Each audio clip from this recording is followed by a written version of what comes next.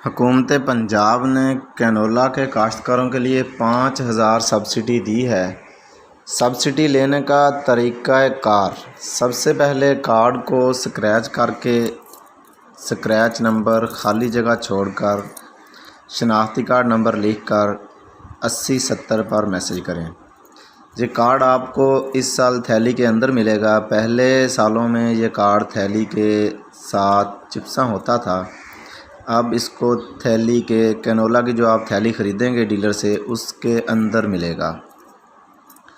मतलूबा message मौसूल होने पर अपनी करीबी इजी पैसा मोबाइल शॉप से 1000 रुपया वसूल कर लें। जो बाकी 4000 रुपया है वो आपको फसल की कटाई के बाद आने वाले मैसेज के बाद मिलेंगे।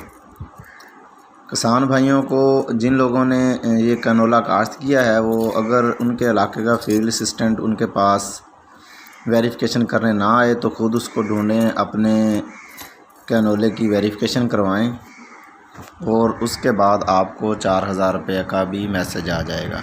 लेकिन याद रखिए, ये 4000 रुपये आपको तभी मिलेगा जब कैनोले की कटाई शुरू हो जाएगी या कैनोला पक जाएगा, उस टाइम या कैनोले की कटाई के बाद।